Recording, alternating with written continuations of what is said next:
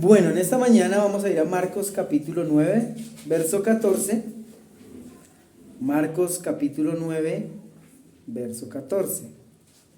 Voy a estar utilizando una nueva versión internacional, pero vamos a leer el texto 14. Vamos a leer los versículos 9, 14. Jesús sana a un muchacho endemoniado. Uy, esta noche les van a jalar los... No, mentira.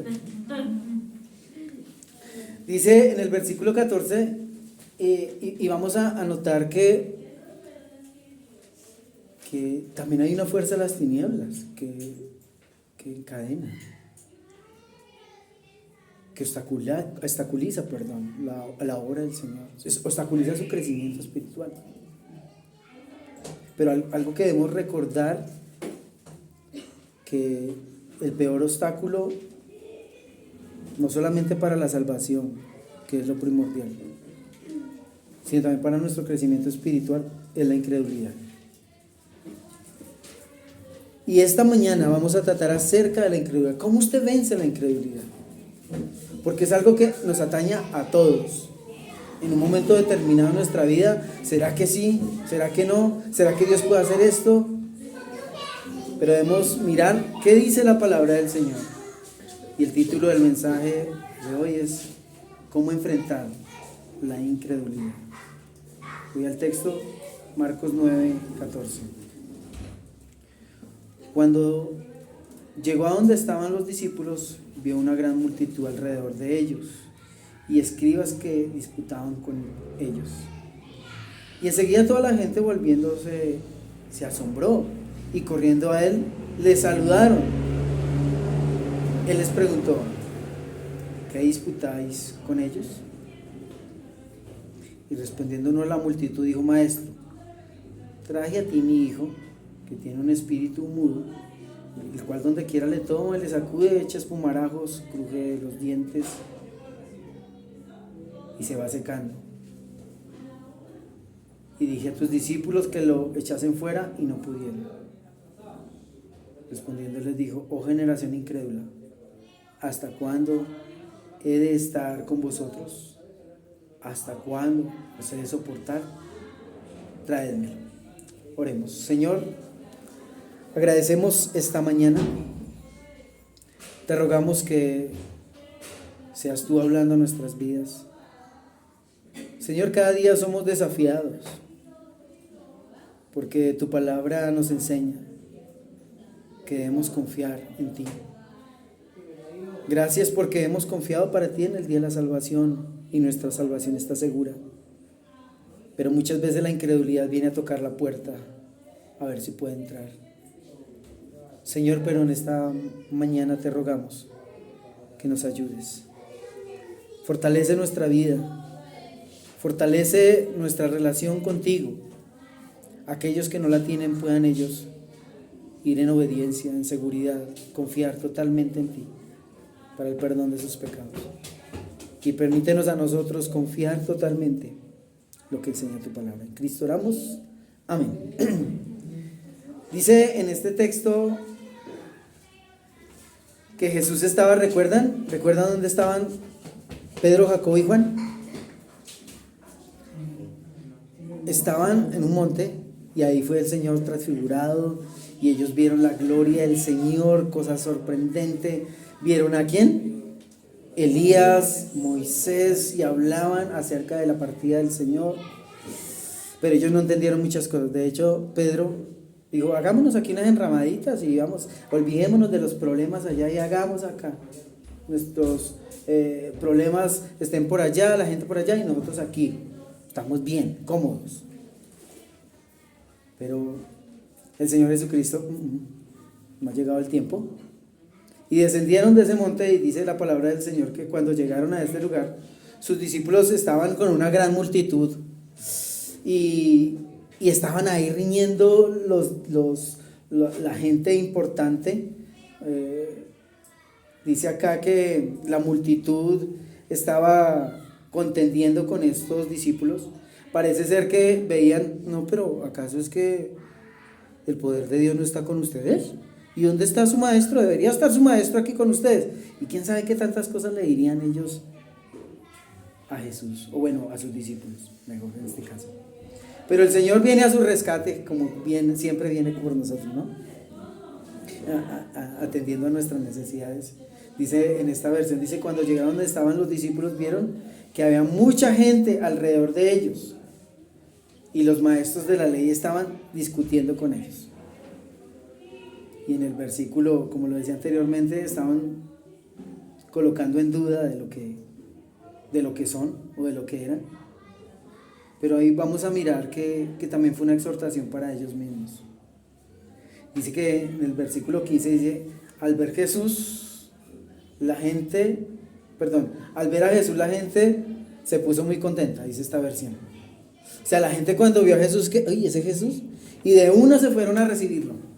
Se fueron a mirar, uy, venga, llegó Jesús, ahora sí llegó el que nos va a solucionar los problemas. Y lo saludaron, me imagino, en esa necesidad, ay, venga, ¿cómo está? ¿Cómo le ha ido? Siéntese, ¿qué le provoca? No. Y aquí está, como ellos, uy, viendo a Jesús y colocándole como en una alta estima y a los discípulos. Yo me imagino la cara de los discípulos, ¿no? Todos como avergonzados, como, no sé qué hacer. Pero Jesús les preguntó, ¿qué es lo que discuten ustedes? O sea, ¿por qué es tanto el alboroto aquí entre ustedes? ¿Qué es lo que les pasa? Y entonces que le comenta este hombre, uno de los que estaban allí dijo, maestro, traje a mi hijo, pues tiene un espíritu malo y no le deja hablar.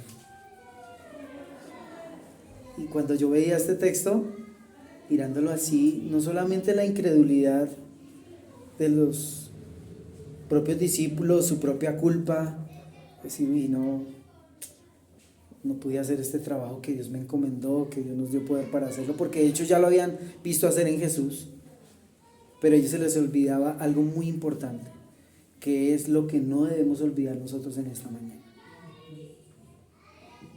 Y eso lo hablaré en un instante. Y él dice, lo traje a mi hijo, pero no, yo no han podido hacer nada. Y algo que podía notar en este texto, que estos discípulos tenían una enorme vergüenza por su trabajo poco efectuado o no realizado. Y es que también la obra del diablo cierra la boca de un individuo. ¿Usted se ha dado cuenta que hay muchas personas que les da pena testificar o hablar de Dios? ¿Por qué? Porque aún Satanás cierra, y es la obra del diablo. Cierra la boca de una persona. Y cuando la abre, no es sino para hablar cosas vanas. De hecho, aún este endemoniado lo hacía. De su boca, ¿qué salía? Espuma. Cosas vanas, baratas, sin sentido. Y miremos lo que dice el verso 18. Cuando el espíritu entra en mi hijo, él se cae al suelo y empieza a echar espuma. Subraya esa parte. Su espuma por la boca, sus dientes empiezan a rechinar y él se queda rígido. Les pedía a sus discípulos que lo echasen fuera o que lo expulsasen de mi hijo, pero no pudieron. Y cuando uno ve este texto, yo decía, uy, es tremendo. La obra de Satanás es así. O sea, no solamente hace que sus palabras sean vanas, no habla del Señor, es un individuo que resiste a las cosas del Señor, ¿sí? Porque cuando le vio, lo miraremos más adelante, vio ese espíritu, cayó, ¿sí? Y cuando yo veía esto, de no poder ellos hacer la obra del Señor, ¿sí? Satanás solamente coloca vanidades en la boca del ser humano. Pero no solamente eso, sino con dolor lo deja inactivo en la obra del Señor. No asiste una persona a la iglesia, le parece aburrido, todo le parece harto, leer la Biblia le parece harto, ora y no tiene sentido, La Biblia le parece aburrida, sin propósito, y busca oportunidades para alejarse y asociarse, con personas que no aman al Señor. ¿Sí o no? Es la condición de una persona que está lejos del Señor. Y aún como dice la palabra del Señor, muchas personas están siendo gobernadas por el diablo. Y no es que miremos a todas las personas como que si estuvieran endemoniadas, no. Pero muchas de ellas sí son influenciadas en su forma de hablar, usted lo ve, de pensar y hacer las cosas. Pero en el versículo 19, en la Reina Valera dice, y respondiendo él le dijo: oh generación incrédula, ¿hasta cuándo he de estar con vosotros? ¿Hasta cuándo os he de soportar? Tráemela. ¿Sabe que en el griego la palabra fe es pistis? ¿Sí? Y la palabra incrédulo es apistos. Pero ¿sabe cómo se traduce eso? Infiel. Cuando yo leía este texto y miraba el griego y miraba a profundidad y decía, uy, incrédulo, infiel, no creyente. Y muchas veces eso nos ha tocado a nosotros. Hemos actuado de esa manera. Incrédulos, porque ¿quiénes eran los incrédulos en este momento? Sus discípulos. Sus discípulos estaban cayendo en la incredulidad, caminando con el Señor, viendo sus milagros, viendo cómo Él venció el mar, pudiendo caminar sobre él, multiplicar el pez, el pan, y aunque su corazón duro.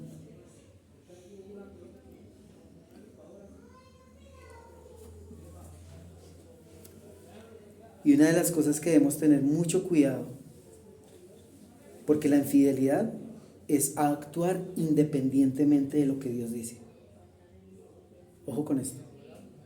Es actuar independientemente de lo que Dios dice.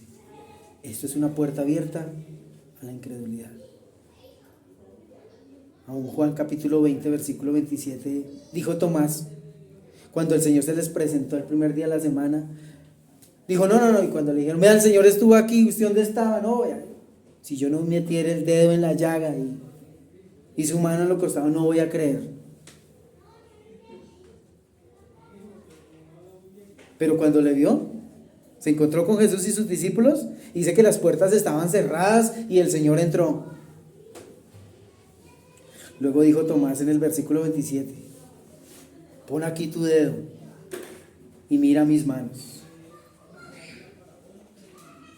Y acerca tu mano y métela en mi costado. Y no seas incrédulo, sino creyente. ¿Sabe qué dice Tomás? Entonces Tomás respondió y dijo, Señor mío y Dios mío. El Señor dijo, porque me has visto, Tomás, creíste. Bienaventurados los que no vieron y creyeron. Hermanos, bienaventurados los que no vieron y creyeron. ¿Sabe qué dice el mundo? No, eso hay que ver para creer. Estábamos haciendo evangelismo allá en el parque y una vez, ¿y usted cómo sabe que la Biblia es la palabra de Dios? Hombre, la palabra de Dios. Y le hablé, dice, mire, la palabra de Dios fue escrita alrededor por 40 hombres diferentes, en 3 continentes distintos, en 3 idiomas distintos, entre ellos pescadores, agricultores, reyes, sacerdotes. Pero mira lo precioso de la palabra de Dios, que aunque fue escrita alrededor de 1600 años, nos muestra que fue escrita con una sola inspiración y con un objetivo principal: el pecado del ser humano y su incapacidad de agradar a Dios, pero la suficiencia que hay en Dios a través de su Hijo, Jesucristo. ¿Y cómo puede decirme eso? Mira, la palabra de Dios lo muestra, sus profecías cumplidas en ellas acerca del Mesías y acerca de Israel, su geografía completa y exacta. Y podríamos hablar acerca de esto mucho, porque las profecías del Señor son el sí y el amén. Y bueno, duramos hablando acerca de ello. Pero hermanos, bienaventurados los que no vieron y creyeron.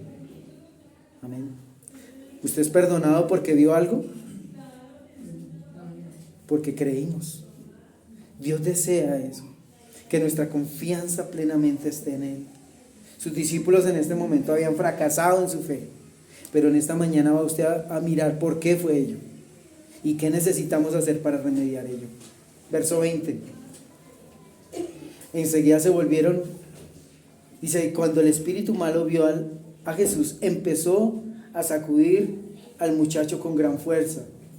El joven cayó al suelo y empezó a echar espuma por la boca. Jesús le preguntó al padre, ¿desde cuándo le pasa esto? El padre respondió, desde que era muy pequeño. Y yo decía, hermanos, un ejemplo acá, yo decía, un paréntesis acá, perdón, porque el Señor tenía que preguntarlo, ¿acaso el Señor no sabía? Él lo sabe todo, recordemos que Él es Dios. Pero ¿por qué le preguntaba? ¿Y sabe por qué? Porque Él le gusta escucharnos.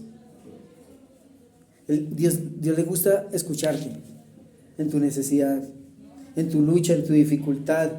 Él se complace de que tú le cuentes tu problema.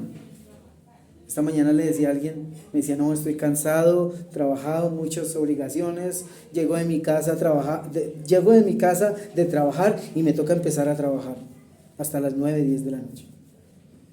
Yo le nunca olvide que nuestro descanso y nuestro reposo es Cristo. ¿Qué dice la palabra de Dios? Venid a mí, todos los que estáis trabajados y cargados, y yo os haré descansar. Pero miremos más a continuación del texto. Dice el verso 24. Enseguida el padre gritó. Perdón, el versículo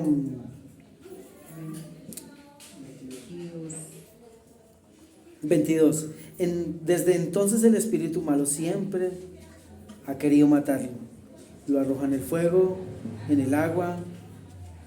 Por favor, haz algo para ayudarnos. Ten compasión de nosotros. ¿Sabe? Porque Dios le preguntó desde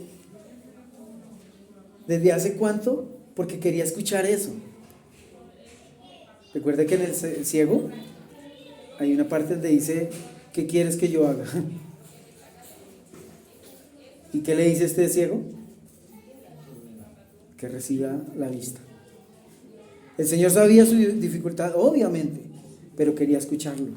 Dios quiere escuchar nuestras necesidades, nuestras luchas, nuestras preocupaciones, nuestras pruebas,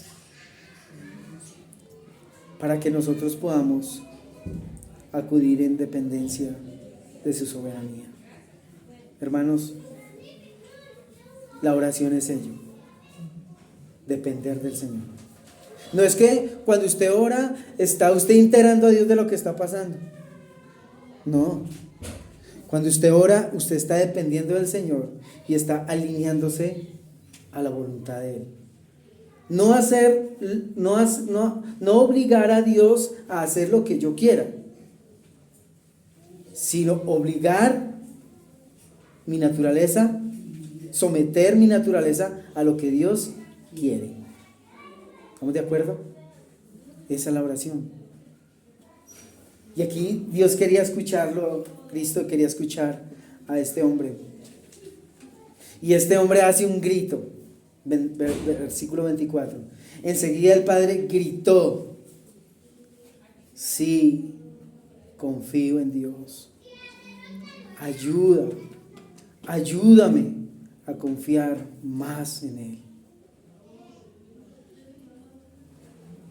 Usted y yo confiamos en el Señor, pero sabe que eso debe ser un grito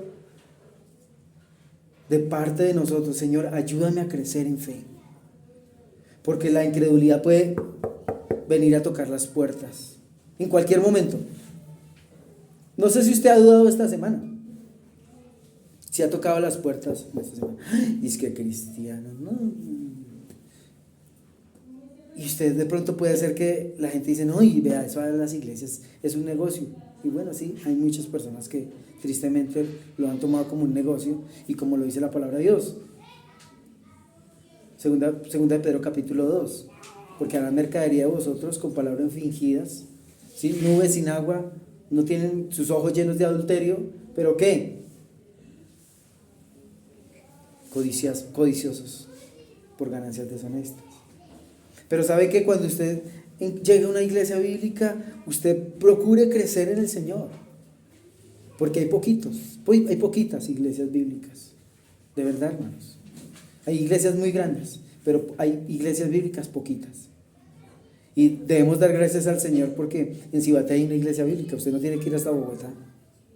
Hay una iglesia bíblica. Y dice en el versículo 25: cuando Jesús vio que se estaba juntando mucha gente a su alrededor, reprendió al espíritu malo y le dijo: espíritu malvado, que empiece a hablar a este joven, te ordeno que salgas y no vuelvas a entrar en él. Cuando uno ve Juan capítulo 8, 32, dice: conoceréis la verdad y la verdad os hará libres. ¿Qué nos está mostrando? Es que no son mis palabras, sino que son las palabras de Dios. Mucha gente dice: no, pues yo voy a reprender este espíritu y vuelvo y le impongo mis manos y el espíritu. Hermano, mis palabras no tienen sentido. Lo que hace libre a una persona, ¿qué es? La palabra de Dios. Que cuando el Señor Jesucristo estaba allá en el desierto, Mateo 4, Él no empezó a reprenderlo, sino que hizo: escrito está, Satanás. ¿Y qué dice? Y le dejó por algún tiempo, después de esas tentaciones. ¿Por qué? Porque la palabra de Dios es la que tiene poder en una persona, en nosotros, aún en un espíritu inmundo. Tremendo, ¿no? Tristemente hay en iglesias donde hacen esos shows para mostrar el poder de Dios, pero es todo lo contrario. Porque ¿qué dice la palabra acerca de los falsos profetas? Mateo capítulo 7, versículo 21. ¿Recuerdan? Y no profetizamos en tu nombre, y en tu nombre no echamos ¿qué? Fuera demonios. Hablamos y decimos: nunca los conocí. Que aunque recordemos que nosotros tenemos la autoridad de parte del Señor, y hay espíritus inmundos que ellos tienen que retroceder ¿qué? A la palabra del Señor, no a mis palabras, sino a la palabra del Señor. Yo me enfrentaba a ellos, hermanos. Recuerdo una vez que estábamos haciendo evangelismo en el parque, y mientras que yo le estaba compartiendo el evangelio a él, este hombre fue tomando una piedra ahí del jardín y se estaba empezando a ruborizar. Y yo entendí que en ese momento no era él el que estaba actuando. Pero yo empecé a hablar la palabra del Señor, hablar la palabra del Señor. Y de un momento ese hombre soltó la piedra y se fue. ¿Sí? Entonces, cada uno de nosotros debe tener la palabra de Dios clara en su vida, porque es la única, hermanos. Recuerde que las armas de nuestra milicia no son carnales, sino poderosas en Dios para la destrucción de ¿qué? Fortalezas. Verso 26: y el espíritu malo gritó, y haciendo que el muchacho sufriera otro ataque, luego salió y lo dejó como muerto. Mucha gente decía: está muerto. Pero Jesús tomó al joven por la mano y lo ayudó a levantarse.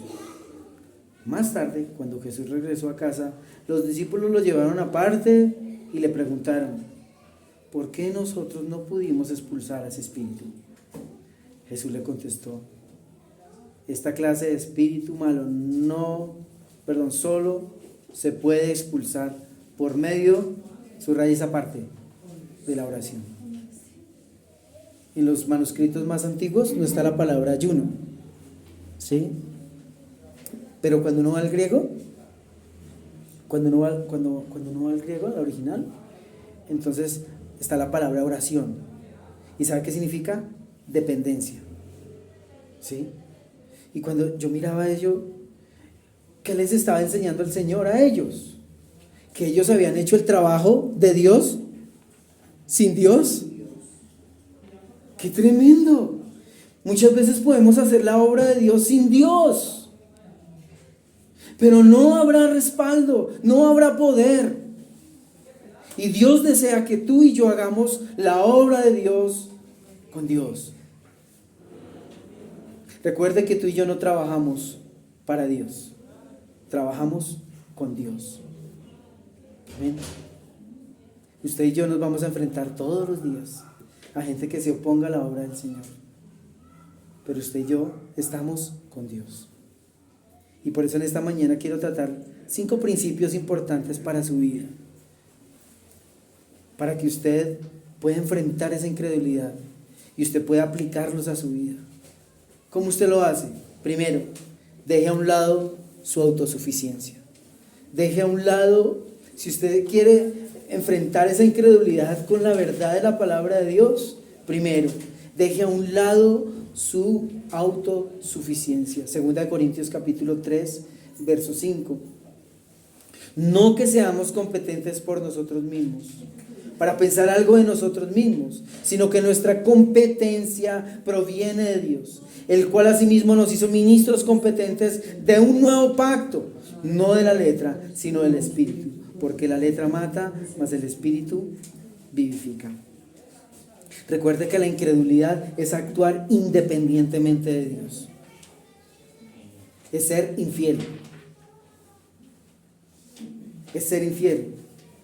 ¿sí? Es esas personas que actúan independientemente de Dios cuando son cositeras, perfeccionistas, egoístas, altivas, rencillosas, avaricia en su corazón, perezosos, indiferentes, murmuradores,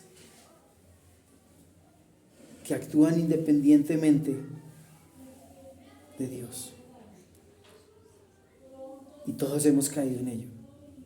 Por eso usted y yo debemos afianzarnos, someternos a la palabra de Dios y dejar a un lado la autosuficiencia y depender del Señor. Pero eso es una decisión que la toma usted y la tomo yo. 2. En abandonar su autosuficiencia, ¿sí? Abandónese en la suficiencia de Dios. Entréguese en esa suficiencia de Dios. Entréguese en sus manos. Ríndase al Señor. ¿Sabe qué dice Jeremías 9:23? Si quieren conmigo, vaya ya. Es un texto precioso. Dice, así dijo Jehová: no se alabe el sabio en su sabiduría, ni el valiente se alabe en su valentía, ni el rico se alabe en sus riquezas, mas alabes en esto, que se hubiese de alabar, en en entenderme y conocerme, que yo soy Jehová, que hago misericordia, juicio, justicia en la tierra, porque estas cosas quiero, dice Jehová. ¿Sabe qué? Subraye la palabra ahí, quiero. Porque habrá una lucha entre lo que usted quiere y lo que nosotros queremos y en lo que Dios quiere. ¿Sabe qué dice Lucas capítulo 9, versículo 23 y 24? Y decía a todos: si alguno quiere venir en pos de mí. Escuchen, subraye eso. Si alguno quiere venir en pos de mí, niéguese a sí mismo. Tome su cruz cada día y sígame. Porque todo aquel que quiera salvar su vida la perderá. Y todo aquel que pierda su vida por causa de mí, la salvará. Lucas 9, 23 y 24. Hermanos, es una decisión personal. Por eso le digo que el predicador no puede estar aquí diciéndoles a ustedes lo que tienen que hacer. No. Un predicador debe estar aquí enseñando lo que Dios quiere que hagamos, que es diferente. Amén, hermanos. 3. Recuerde que nuestra lucha es contra el engaño. La palabra de Dios muestra en Génesis 3, dice que la serpiente era astuta más que todos los animales del campo que Jehová había hecho, la cual dijo a la mujer: ¿con qué Dios os ha dicho? ¿Con qué Dios os ha dicho? No ha cambiado esa mojosa estrategia de engaño. Mucha gente dice, no, Dios dice esto, pero yo quiero esto. Yo anhelo esto, yo quiero vivir esto. ¿Sabe qué dice el gran teólogo Marilyn Manson? Obviamente teólogo satánico. En un concierto levantó su Biblia, o bueno, la Biblia, la palabra de Dios, en un concierto de rock. Dijo, aquí dice que Dios quiere que yo haga su voluntad, pero yo quiero hacer la mía. Y rompió la Biblia en ese concierto, la quemó. Y aunque nunca haríamos eso, ¿cierto? Pero muchas veces con nuestras decisiones que hacemos, lo estamos haciendo. Dice el versículo 3 en Génesis 3:2, dice, y la mujer respondió a la serpiente, del fruto del árbol del huerto podemos comer, pero el fruto del árbol que está en medio del huerto dijo Dios, no comeréis ni le tocaréis para que no muráis. Entonces la serpiente dijo a la mujer, no moriréis. Mire, lo que Dios está diciendo es falso, lo que yo le digo a usted es verdadero. Dios le está mintiendo. Engaño. Sino que sabe Dios que el día que Él comáis de Él, serán abiertos vuestros ojos y seréis como Dios sabiendo el bien y el mal. Y vio la mujer que el árbol era bueno para comer y que era agradable a sus ojos y árbol codiciable para alcanzar la sabiduría.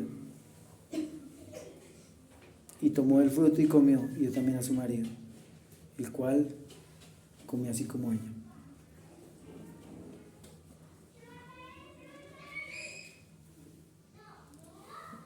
Apocalipsis capítulo 12, verso 9, dice, y fue lanzado fuera el gran dragón, la serpiente antigua, que es el diablo y Satanás, la cual, que subraya ahí, engaña al mundo entero, y fue arrojado a tierra, y sus ángeles fueron arrojados con él. Satanás no quiere que estudies la palabra de Dios. Satanás quiere desanimarte en el seminario, en los estudios bíblicos. Satanás no quiere que tú tengas comunión con los hermanos. Satanás utilizará cualquier medio, cualquier persona, cualquier situación para alejarte, para engañarte, para desanimarte, para alejarte de la comunión con Dios. Hebreos 12:15, mirad bien, no sea que alguno deje de alcanzar la gracia de Dios, que brotando alguna raíz de amargura os estorbe, y por ella muchos han sido contaminados. Satanás utilizará cualquier estrategia, hermanos. Pero usted y yo tenemos algo que no tiene el mundo. ¿Sabe qué tiene usted? El Espíritu Santo. ¿Y sabe qué nos da el Espíritu Santo? Discernimiento. Usted está entendiendo, dice, esto no es de Dios. Usted obedece a Dios. Esto es del diablo. Usted rechaza eso. Y entiende que es una trampa. ¿Alguna vez escuché un niño que llegó de una campaña? Llegó a la clase, la profesora de la escuela dominical, leyendo un versículo, memorizándolo, la profesora le enseñó, y entonces llegó a la casa, se acostó, apagaron las luces, y entonces Satanás, venía a su mente la idea de que no era salvo, de que estaba perdido. Entonces el niño abrió su Biblia, Juan 5:24. La palabra de Dios dice, de cierto os digo que el que oye mi palabra y cree al que me envió, tiene vida eterna y no vendrá a condenación, mas ha pasado de muerte a vida. Léelo tú mismo, pensando que Satanás está debajo de la cama.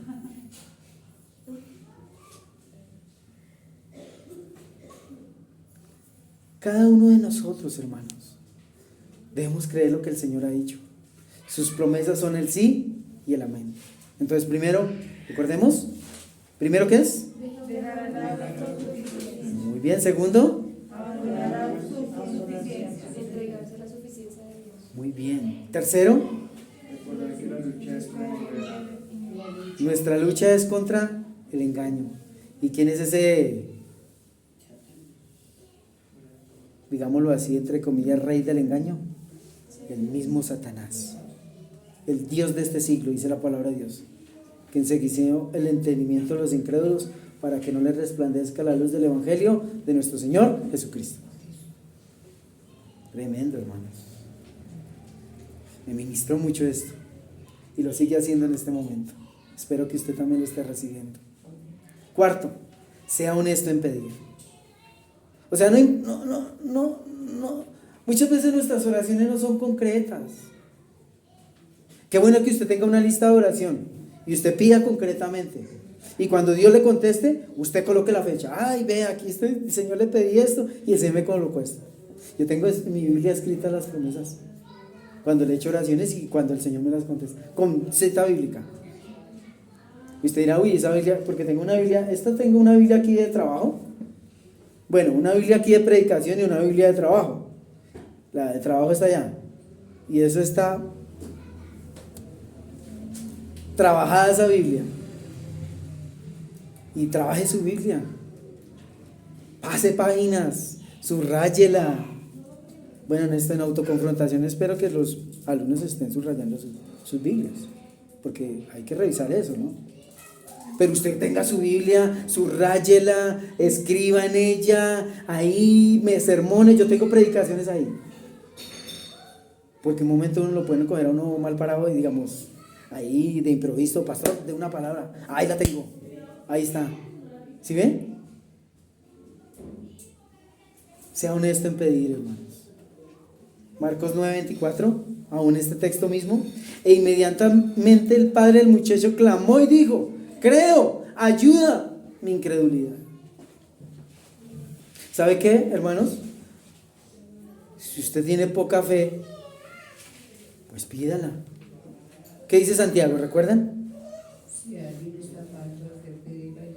Si alguno está falto de sabiduría, no le cambie. Pídala a Dios, cual da abundantemente y sin reproche, pero pida ¿qué? Con fe, no dudando como las ondas del mar que son arrastradas de un viento hacia otro. Usted y yo tenemos la palabra de Dios en la cual debemos ¿qué? Confiar. ¿Está cómodo en esa silla? ¿Está confiando en ella? Así debe ser nuestra vida espiritual. ¿Cierto que usted se desentiende de que se va a caer por estar atendiendo la palabra del Señor?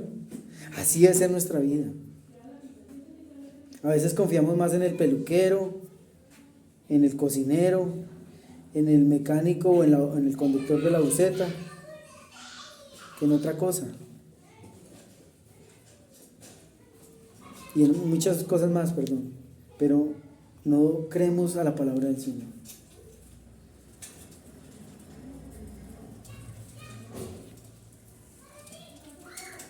Lucas 18:42. Perdón, 18:41. Aún este hombre, de alguna manera, cuando él clama y dice: Señor, ayúdame, incredulidad, directamente estaba diciendo: Señor, yo me arrepiento de mi incredulidad y Señor, ayúdame a crecer. Yo quiero avanzar, yo quiero abandonarme en tus manos. De alguna manera se estaba arrepintiendo, ¿cierto? De su incredulidad para creer más al Señor. ¿Y sabe qué dice Lucas? Mira este texto tan lindo, Lucas 18:41.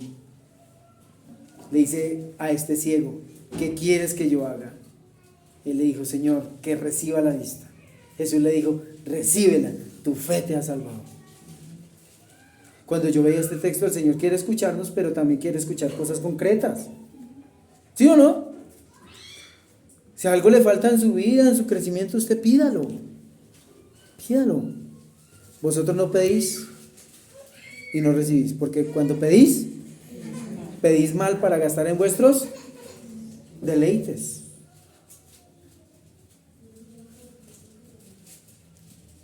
Quinto y último. Utilice el recurso para que su fe aumente. Utilice el recurso para que su fe aumente.